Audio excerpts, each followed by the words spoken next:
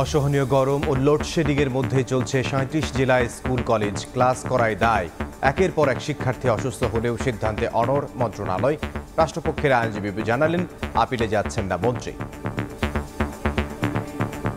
গরমে যে স্কুল খোলা, এখানে তো আমরা পড়তেই পারতেছি না, তো স্কুল খোলা রেখে লাভ কি? কারেন্ট থাকে না, যেটাতে আরো রুম আমাদের অন্ধকার থাকে, আমাদের কোনো আলো বাতাস আসে না। রোদের কারণে আমার ক্লাসরুমটা অনেক হিট হয়ে থাকে। যাওয়ার সময় প্রচন্ড রোদ, গা ঘেমে যায়, শরীর দুর্বল হয়, বাসা যায় আর কোনো কিছু করার এনার্জি থাকে না। বারবার কারেন্ট চলে যাচ্ছে, স্যাররা আসতেছে, ক্লাস নিচ্ছে, কিন্তু আমাদের একটু অস্বস্তি বোধ হচ্ছে। লোডশেডিংয়ের কারণে গরমের তীব্রতাটা আরো বেশি। ভয়ঙ্কর এপ্রিল রেখে যাচ্ছে ভয়াবহ তাপপ্রবাহ। তীর্থের কাকের মতো অপেক্ষা বৃষ্টির। হিটস্ট্রোকে খামারেই মরছে গবাদি পশু ও হাঁস মুরগি। যখন দেখলাম যে একে একে 5টা গরু মারা গেছে, আমি উঠি আর দাঁড়াইতে পারিনি। এরকম অবস্থা হয়ে গেছে। প্রত্যেকটা একটা দুইটা করে গরু এরকম। দেখছিলেন প্রধান শিরোনাম। দুপুরের সময় সঙ্গে আছে আমি ইমদাদুল হক। এবার অন্যান্য শীর্ষ সংবাদ।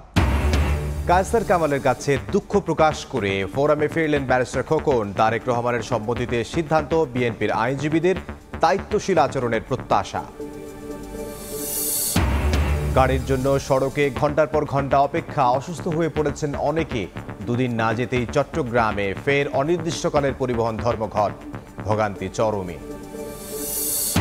2 মাসের নিষেধাজ্ঞা শেষে আজ মধ্যরাতে নদীতে নামতে প্রস্তুত জেলেরা। সরব হচ্ছে ঘাটগুলো। প্রচুর ইলিশ ধরা পড়বে, আশা মৎস্য বিভাগের।